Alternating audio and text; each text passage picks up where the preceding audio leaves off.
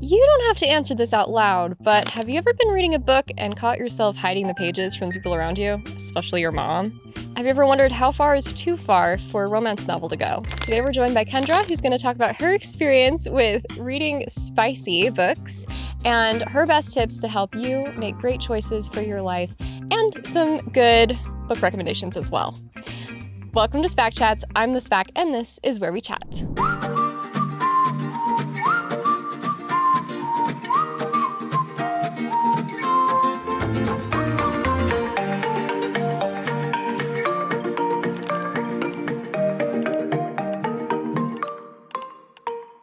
Okay, Kendra, I'm so glad that you could come today. Yeah, thanks for having me. This Absolutely. is so fun. And today we're enjoying the Just Ingredients probiotic complex, lemon ginger. Yes. And your verdict is? Let's see. Oh, that's good. It's really good. Oh my gosh. Yeah, it's like light and refreshing, you know? I'm really glad you like it. I get really impatient with these sometimes, and I don't always put enough water in it. And so it's like really kind of sharp. Yeah. A little aggressive. So I tried to make it less or a little more diluted This for time. you. Yeah, it's good. You did good this time. Okay, I'm glad you like it. It's perfect. All right, Kendra, you talk online a lot about your experience with reading what people will call spice or smut. Can you explain what those terms mean? Yeah. So for me, I feel like spice and smut are pretty much synonymous of each other. I think there's different levels, but it's essentially explicit content. And so I would think of it as like rated R movie level stuff in books. So when I think about spice or things like that, it's like explicit content on varying degrees. Can you tell us about your experience when you found yourself reading these books? When I started, this kind of happened when I was like a young teenager. I Like tween or? Yeah, like 12. Cool. Like 12 years old. And it started when I got into reading. I loved reading so much. And I was reading typical things like Hunger Games, Twilight, things like that. But my friend had a Nook and she would download all these books and she'd read on this Nook. And I had a phone, so I was able to download the Nook app. And so that's where I started to discover other books outside of the young adult range that was like offered to me at home or at the library at school. Like it's just different stuff. And a lot of the stuff that was more spicy was free. And I didn't have like a credit card or anything. Not that I think my parents wouldn't have let me. I think they would have been fine to purchase whatever. But I wanted to read a lot. Like I read a lot. So it would have been excessive, you know? So I just was like, I'll just figure it out myself. Like I'll just download free books and it'll be good. And you didn't need a credit card or anything to download the free ones. You do now, I think. So that's good. But yeah, I just would download all these things and it just happened to be that the spicier ones were free. Okay, so I didn't know that. I didn't know you could access those books without any sort of age verification or anything. It will say like in the synopsis, like 18 plus. Okay. Don't open this. But it's nobody's stopping you. Yeah. And and as a kid, like it's almost more enticing when they're like, you shouldn't be doing this. And you're like, well, I'm gonna try it anyway. I'm adult enough to handle this, right?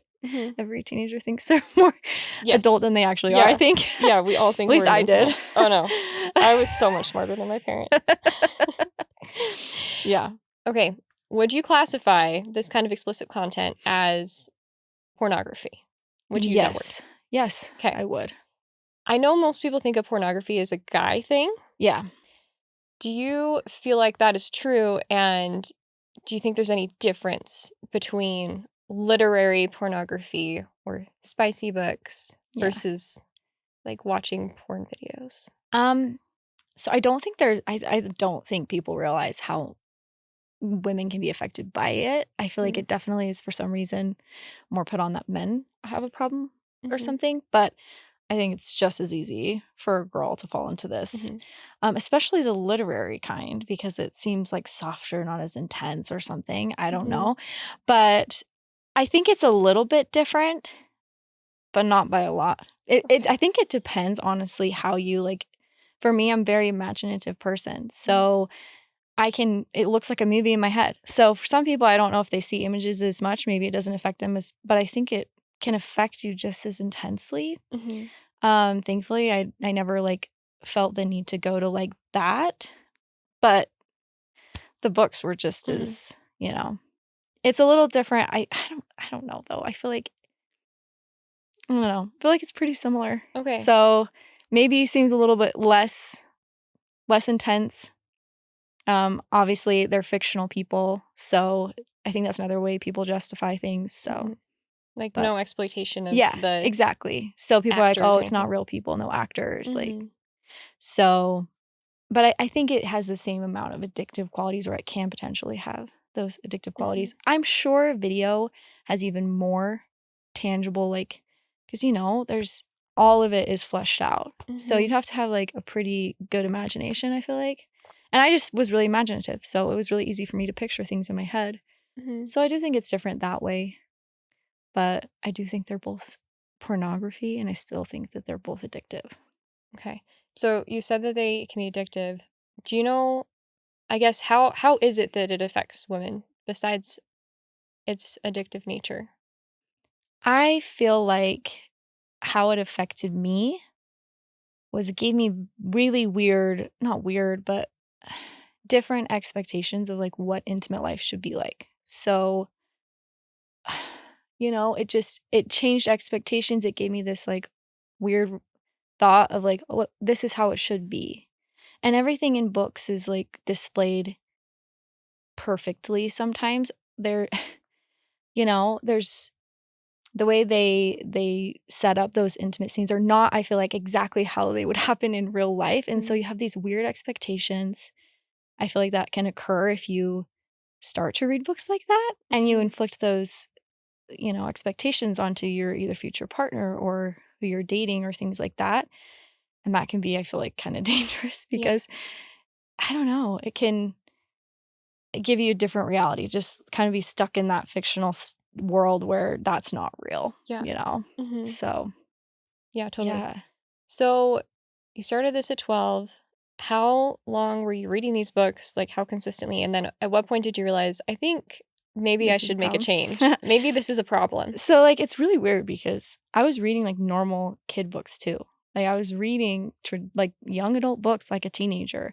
But then behind the scenes, I was also, like, reading these really dark books. And I just, like, didn't think anything of it. So that kind of, like, it was, like, on and off. And I don't think I realized that I even had like a problem. I think I always knew, obviously, deep down, because I was a member of the church. I am a member of the church. So I knew I probably shouldn't be reading this. Like, I knew that.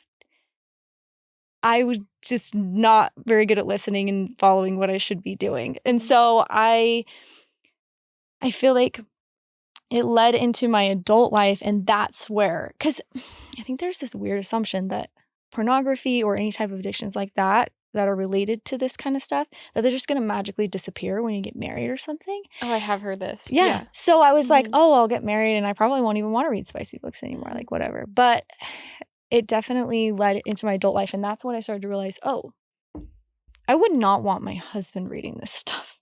And it almost felt like I was like mentally cheating on him, especially if I got too imaginative, And I remember being like, oh, I want to be 100% present with you, my husband, like I don't want to be thinking about fictional people. So that's when I really was like, oh, okay, I need to like figure this out, because I realized there was a problem when I was like, oh, I'll just stop. Like, it's not that big. And then it was like, whoa, this is actually when I would have a hard day or something bad was happening, or I was just like stressed. I would like resort to those, I feel like. And I was like, why am I not seeking out my husband for like emotional connection, just connection in general? And I was like, I gotta fix this because it's not fair to him or myself. And like, I didn't feel like my relationship with God was like, because I knew deep down what I was doing was wrong. So at least I feel like I had a conscience about it for a while, but I just think I didn't know how to like go about, I wasn't repentant enough, I think, until later, and realizing, wow, I'm in a committed relationship. I don't want this to, like, I'm married. I don't want him to be thinking I'm thinking about something else, even if it's a fictional person. So. Did your husband know? Yeah, like he knew I read a lot of books and romance books, and he's such a sweet man.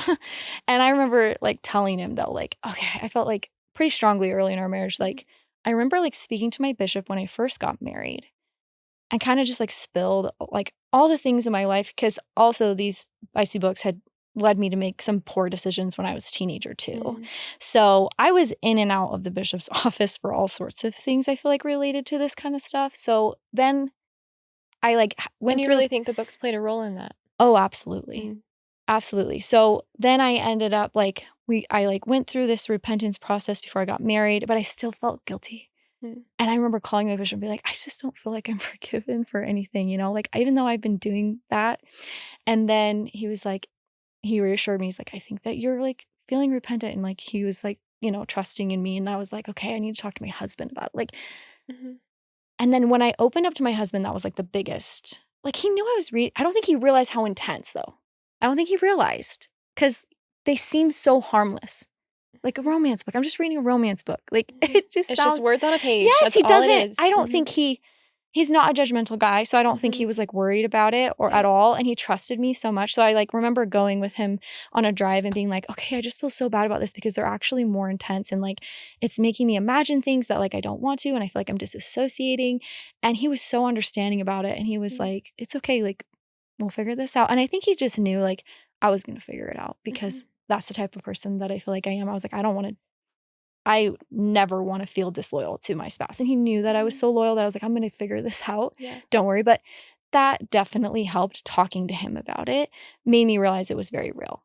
So I needed to open up and talk to him and be like, okay, this is happening. I feel bad that I'm kind of thinking about these things. I'm going to try to step away from spicy books and just read like no spice romances and things like that.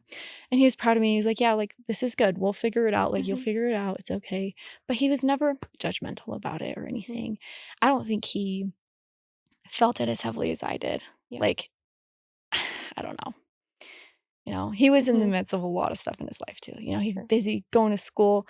You know, I was in school. Like we were just, but we did sit down and talk about it and like, but it was my responsibility. Like that was on me. Like, So I did you figure said it that it out. was difficult though.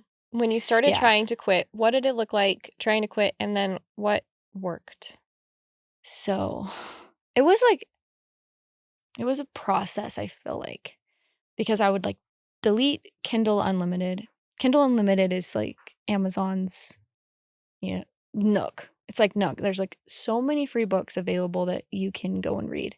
And I had that. And all the free stuff is very explicit. So I was like, I'm going to delete Kindle Unlimited and make it harder for myself to get books like that. Started trying to do that first. That would last for like a few months and then I would read something and re-download it. It's so easy to re-download stuff. So that kind of helped. It still helps even now if I don't have things like that, to not be tempted and to see things. Because even if I see spicy books, I'm like, oh, what's that about? You know? So I have to really kind of stay away from free platforms like that. The other thing that helped me, I had a weird breakthrough one day when I was just so frustrated. I remember I started to skip the spice. I was like, oh, I'll just skip it. So that kind of was the stepping stone. I don't recommend that, but it did help me at the time because I was starting to be able to see like, oh, I don't need this. I can just skip it. And sometimes I'd be really good at skipping and sometimes I wouldn't. But like that was another stepping stone, was skipping and finding pages on Instagram where they offered the books that were popular and they showed pages that were skippable. And I was like, oh, there's people that are offering that for me. So that kind of helped me. I had to get closer to God in general. I just had to really try to be strong. Actually going to the temple, I feel like helps me not get as tempted in this area.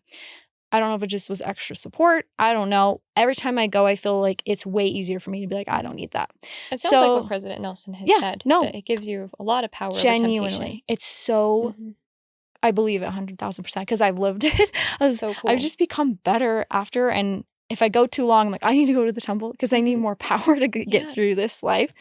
Especially on this front where like I'm easily tempted by those things. So that definitely helped. And then like, I feel like I had to really allow myself to like if I wanted to read a spicy book, try and seek connection with my spouse instead and be like, give myself permission to desire my spouse and not some fictional person. I know it sounds crazy, but. So you prayed, let me desire my spouse. Yes. Cool. No, genuinely, I was like, I want to want him. And Yeah. obviously I do. I'm attracted to him. I married him. I love him so much. Why? I don't need this stuff, you know? So, but I do think, I don't know if it's just like being in the church. You almost grow up being like, you can't, you know, you can't be intimate till marriage. There's all these things. I feel like sometimes that carries over even when you're married, and you sometimes still feel like it took me a while to really let myself. That's a big thing. Yes, it's a big thing. And I don't think people talk about that a lot. And I think because I still felt like it was forbidden, I would almost like retreat to books sometimes. I'm like, why am I doing this? Like, I have a loving husband. Like, and I want to connect with him emotionally on all different kinds of levels. And once I was like, no, you can want your husband, Kendra. You don't have to go and seek out spicy books. It just like flipped. I don't know what happened. So I had to kind of do what I feel like with addictions, you almost have to replace it with something else. And I was like, okay, every time I want to go read a spicy book, I'm going to think about my spouse and be like, okay, I love him for this, that, or the other. You know, That's so sweet. But that's kind of how it changed. And I never gave him the opportunity to like really try and, you know, I don't know. I just wasn't allowing us to connect the way that I could have. I don't know. And I think it stemmed from a lot of areas. Growing up in the church, things that I thought in my head, feeling shame. I don't know. But it finally eventually worked itself out. Well, that's interesting because I feel like I've heard people say that if you're struggling with intimacy, the answer is pornography or spicy books. I hear this all the time. That is also the thing. Even from Christians. Oh. So this is where I also got on a hold up. I'm kind of frustrated about it, actually, now that I think about it. I had friends, their moms, like really good, stalwart people that I felt like were just active members. I remember catching one of my moms reading a very spicy book. And did you like one that you recognized? Yes, because it was on the Nook 100 list at the time because I was really into that Nook, you know? Yeah. And I knew, and when I saw it, I was like, I know that book is spicy because I know it's spicy. Yeah. And I remember being like, wow, I never thought that. And then I would talk, I can't remember who I spoke to, but they were talking about how their bishop told them that it was okay to read spicy books because it spiced up their marriage. And I had that in my head as a teenager. And I used that as a way to just justify so much stuff after that person told me that. And I can't even tell you who told me that. But I remember hearing that and being that's wild. Fine. It's fine. One bishop said this. I don't know who I was talking to. Somebody's bishop somewhere said that. But then there was another friend in my neighborhood. We went to dinner at their house. Another Latter-day Saint. She was talking to my mom at the dinner table, and I'm like eavesdropping. She's like, you got to read these books. And she told all these titles. And she's like, but you don't want to read them around the kids because they're a little bit spicy. And I was like, I'm going to go look it up on my Nook. And I did because I was like, I want to be in on the adult stuff. Yeah. And they were really spicy. But these were trusted people in life that I like saw in my daily life. It wasn't. That's crazy. Yeah. But I have a lot of friends even now that are Latter-day Saints that will read spice. Even now. And I don't know. It's crazy. It's very common. It's very, very common. And I do think people go, well, I've had multiple comments. No, like dozens of comments. Well, it helps me and my husband be, like my husband's glad that I read spice because it spices up our marriage. And I'm like, there has got to be a way to like, you know, you don't have to read spicy books, I feel like, to spice up your marriage. That's really my opinion. I feel like if you are communicative and you talk with your spouse, you can figure it out together. I don't think you need to go read about other things. Really, I don't. I don't. I don't know. And there are a lot of like, my bishop actually gave me a book when I got married that talks about intimacy for like couples. And I remember like reverting to that a few times, trying to see what it said about spicy books. And it did say in there, no, like, was this a Latter-day Saint book or Christian book? Okay. I can't remember the title. I have it in my library. Oh my goodness, I don't remember the name. If you can find it, send it to me. I'll put it in the description if it's one that you would recommend. But I'm like, in that book, it talks about like how to have a good like intimate life. So I'm like, if I would have just read that or read books that, I don't think talking about intimacy is wrong. I think it's when we imagine other people and you're in a committed relationship, I think we need to educate ourselves better so we don't go and seek out. Yeah. I don't know. I could have figured that all out without reading spicy books. So, yeah. There's ways, you know?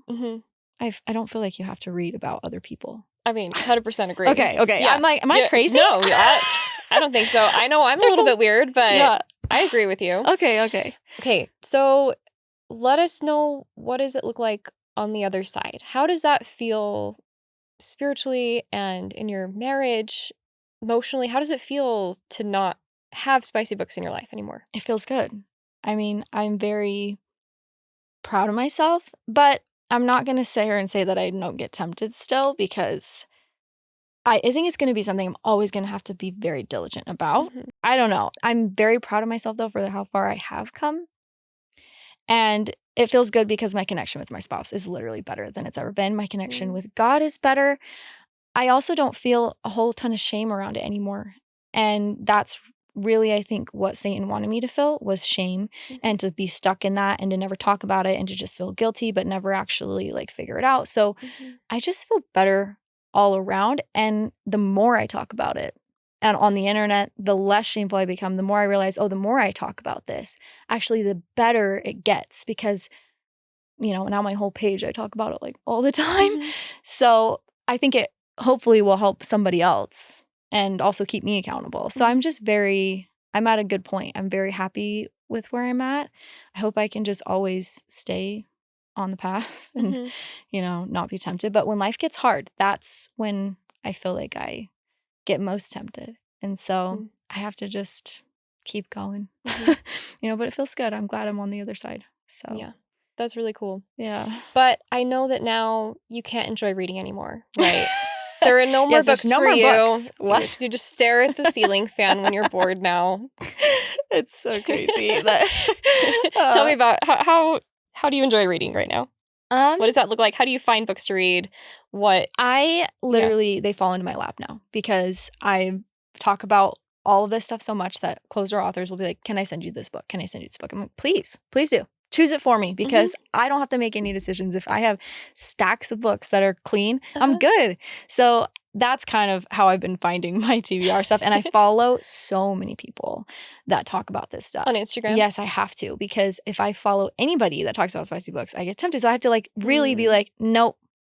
Anything I see that's from an author that I used to read, immediately I have to press not interested. So yeah, I read books just based off my favorite creators right now. And yeah, there's a lot. So I have an endless TBR now. There's really no amount of books, endless amount of books. There's not an end to it. So, and it's still fun to read them too. Yes. And if I ever do feel like, this isn't intense enough for me, there's always because there's some really sweet, ultra sweet rom-coms, and I love them. Don't get me wrong, I love ultra sweet rom-coms.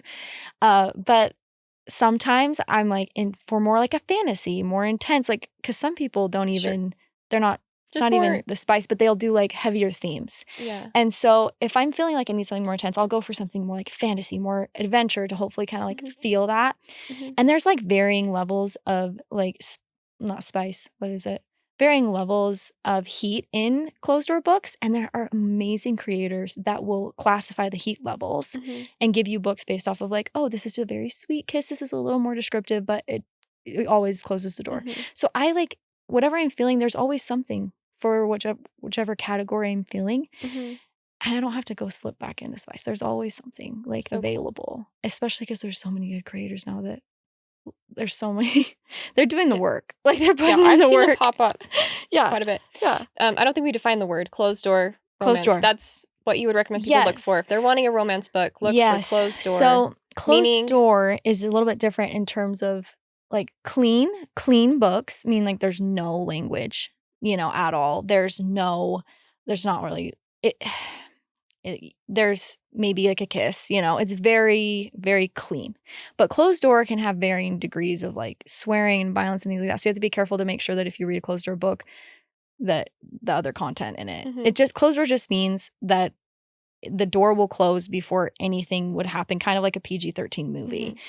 No full bedroom No scenes. full bedroom, but they might make out or something, So you have to kind of, if you want really ultra sweet, look for clean, wholesome romances.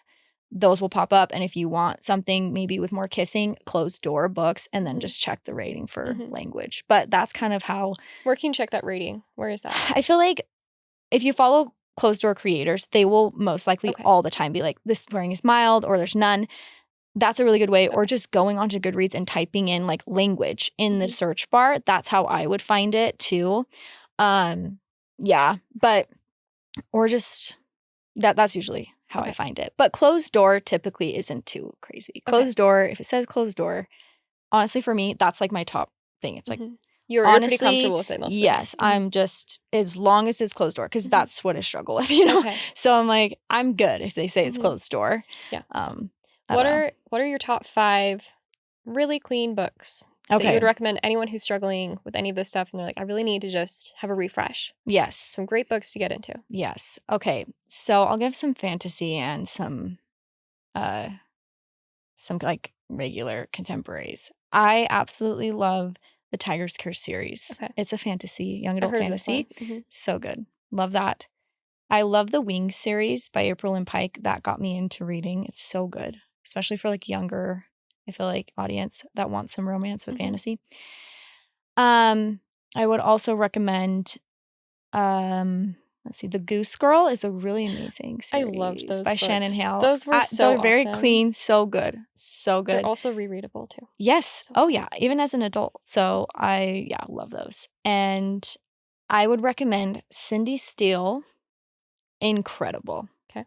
So clean. Is that the title or author? So that's the author, but her book Rebel Summer is my favorite. But she has another one called The Kiss Cam. She's incredible. They're like about adults, but I would give them to a teenager. So if you're if your teenager's like, oh, I want something more adult, just give them those books because it's like a little bit older, but I'm totally comfortable with those. And then Courtney Walsh is out of this world. Anything that she writes, you could give to anybody. Your grandma, I'd give it to a 12-year-old, 13-year-old before some other books out there. So she writes everything. The last one I read by her was My Merry Mistake. She writes one like every Christmas. So cute. So good. Fun. So those are my favorite like contemporary romance. But yeah. And some fantasy. Do you have like a list on? I do. Okay. Is that on a website or is that on your Instagram? So if you go to my Instagram, you click the link in my bio, there's literally a button that says Closed Door Books. There's 400 recommendations right now. So cool. Yeah, that's a lot of books. Sweet. So, and then if you go to the authors on there too, they'll have like their whole backlog of. Cool. So I can't even fit all of their books on there, but yeah. All right. Very good. Very helpful. There's a lot of options. Now you're an author and you're committed to writing non-spicy books. Yes. Can you tell us a little bit about your most recent book you're working on right now? Yes. So I wrote a young adult fantasy series. And now I've kind of put it behind me and I'm starting kind of fresh with my adult debut. And it's a contemporary romance, closed door, and it's about a dentist and a dental hygienist. And I'm a dental hygienist, and it's kind of about her experience of working through some workplace trauma and anxiety that she had. It's a very clean book, so to speak. Yes. Like, clean as in teeth. Yes. But it's set in Big Bear, California, so it's in like a cozy mountain town. But then there's a little bit of that like clinical side of things being in the dental office. But slow burn, lots of tension, everything that I would want in a book without, any of the spicy stuff. So that's what I decided to write. I'm very excited about it. So very fun. Yeah. Okay. Can you reach that girl who might be listening and she's like, maybe I have a problem. Or maybe I've tried to stop and I don't know how. I guess what encouragement or advice would you give her? Well, I definitely think, and this may not be what people want to hear, but for me, it's like you might mess up. You might read it again. But if you keep trying, I genuinely think that's the biggest thing. Because if I had just given up and been beating myself up, I wouldn't be where I'm at right now. So instead of, being mad at yourself if it does happen, just get back up, try again tomorrow to read clean books and keep going. Because I feel like, like the atonement exists and you're going to be okay as long as you're being genuinely hearted about it. I just think, don't stop, keep going. And really, really try to get closer to the Spirit, to God, because it's a lot easier when you have help from, the Savior. Yeah. But that's what I would say. Don't give up because it is possible. But with addiction, it's hard because if you do revert back to something because you're kind of addicted to it, it can be really discouraging. You're like, why am I doing this? Like, I'm never going to be able to get out of this. Yeah. But I don't know. I've had to learn to just be proud of myself if I keep going and keep trying and get better at it every Mhm. time, you know? So going longer and longer and longer and getting stronger and stronger and stronger. Mhm. So yeah, Yeah. that's what I would say. I don't know. I think that's really encouraging, and I hope that nobody leaves today feeling like ashamed or No. embarrassed or anything. Yeah, I hope And not either, because I think that's the biggest thing I've had to kind of shed is be like, I can't feel ashamed. And I Mhm. need to be just upfront and honest. Like, it's still difficult for me. I'm not this perfect person that doesn't think about spicy books anymore. Like, Mhm. but I feel like as long as I'm putting out in the open, Satan can't take that and make me, Yeah. linger on it. As long as it's out in the open, I'm being honest with God, being honest with myself, I'll get through as long as I'm genuinely trying. Mhm. Like, God knows my heart and he knows other people's hearts. So if you're going through it and you're like, no, Mhm. I want to be good, that desire is the most important thing, in my opinion. I love But that. I love that. okay. Kendra, if there were one gift that young women could give their future selves, what do you wish it would be? A realistic knowledge on what intimacy should be in Hmm. life. I would love to give that to like if I was going to give something to Mm. myself or other girls, it would be the ability to like go and read one of those books that the bishop gave me before, Mhm. figuring out really what it looks like rather than what the world is going to tell you intimacy should look like. Go Mhm. find out a godly perspective of what intimacy should be. That's what I wish I could give people. I love that. So yeah. Okay, Kendra, before you Yes. run, I wanted to have your help to answer this advice question. Yeah. Hopefully it's related enough and you feel like you can Yeah. speak to it a little bit. This is from Latter-day Saint Reddit. Oh. Okay, the user said, I'm 21. I'm a newish member. I was baptized 4 months ago.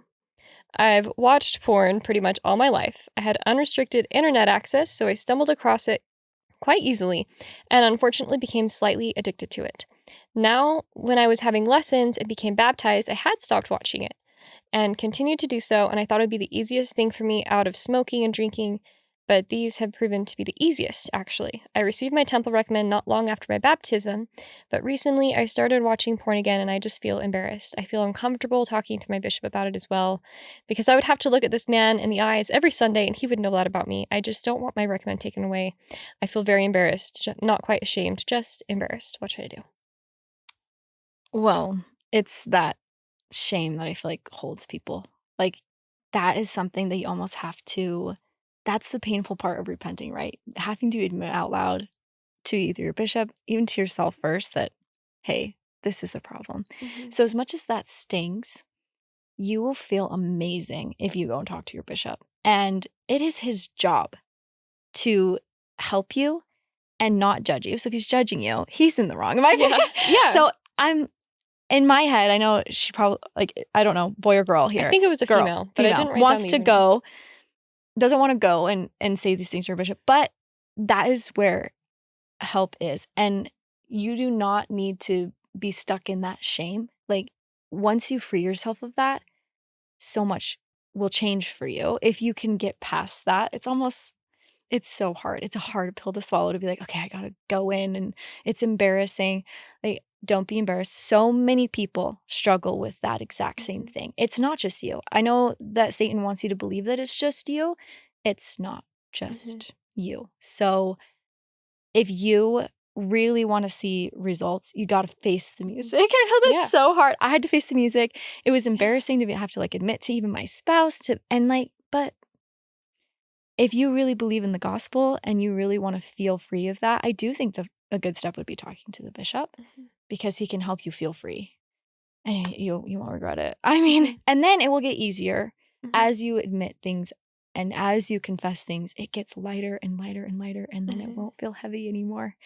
But I do think people have this big dark cloud surrounded around confessing and going to the bishop, and he's just going to be so happy that you came in.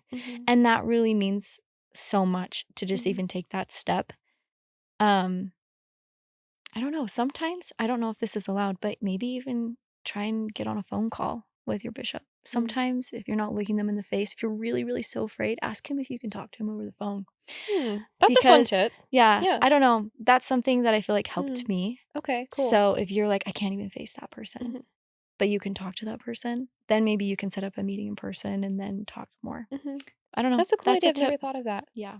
I think that's very encouraging, and you're so right. I wish I'd looked up some statistics, but Oh, that's I'm okay. quite certain it's like the majority of No, people a lot of are people. involved in some form of I pornography. get messages every day, I feel Really? like, from women that are like, "Oh my goodness, I didn't know I was the only one." Mhm. I'm like, "No, you're not the Yeah. only one, I promise." Yeah. If you're just baptized, you're not the only Latter-day Saint either who deals No. with this. No, yeah. Not at all. So Yeah, it's a thing. there's hope for you. Yeah, for Yeah, sure. there's a path So forward. much hope. Mhm. Yes. I think that's beautiful. Thank you so Yeah. much, Kendra. I really appreciate you sharing. I know that, I mean, a lot of people in this situation aren't willing to share about it, but it just makes it so much more Uh, hard to talk about Yeah. for someone who's dealing with it. Yeah. So I really appreciate that, and I Yeah. appreciate you Yeah, thank you. changing the market too, of making more Yeah, books out trying. there that are great to read. Yeah, well, thanks Mhm. for having me, and hopefully I, you know, presented myself okay. Hopefully Yeah. it made sense what I was saying. I think so. It makes sense to me. I don't know. Perfect. Yeah. I'm glad. Yeah. Well, thank you. Absolutely. What a pleasure, my friends, to have Kendra with us today. I'm very excited to read her new book. I have not read it, but I'm excited to. Let me know if you're coming back later and you have read her book once it comes out. I'd love to hear your thoughts on it. And I wanted to leave you with a little bit of, well, a couple of thoughts. Number one, I really want to reiterate that you don't have to feel bad for feeling the way that you might if you're reading these kinds of books, reading books that have quote unquote spice in them. You're not bad. You're working exactly the way God intended you to. And He has something better for you. I want to read a little bit from The Furthest Strength of Youth, because even if you're not a youth, this totally applies, and it helps you to create the guidelines that are going to work for you. They might not look exactly the same for everybody, but this advice here is going to apply to you. The Furthest Strength of Youth pamphlet says, sexual feelings are an important part of God's plan to create happy marriages and eternal families. These feelings are not sinful, they are sacred. Because sexual feelings are so sacred and so powerful, God has given you His law of chastity to prepare you to use these feelings as He intends. The law of chastity states that God approves of sexual activity only between a man and a woman who are married. Many in the world ignore or even mock God's law. But the Lord invites us to be His disciples and live a standard higher than the world's. In your choices about what you do, look at, read, listen to, think about, post, or text, avoid anything that purposely arouses lustful emotions in your others or yourself. This includes pornography in any form. I just wanted to interject here. Guys, sometimes my standards are really high. I know that might make me weird for some people, but there are just some things that I think, I don't like where that leads. It's not leading me to anything good. So I'm going to turn that off. And I know from experience, it's so much better to follow those feelings. The pamphlet continues, Heavenly Father and Jesus Christ have the power to help you. Fill your life with things that invite that power into your life, such as prayer, scripture study, and service to others.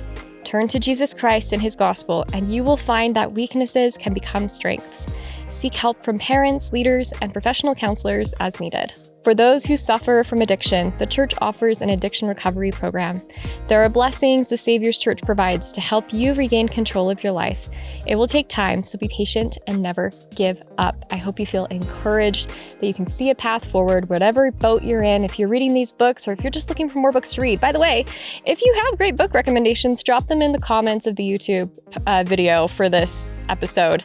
I'm so glad you're here, guys. I'm glad that you came here today.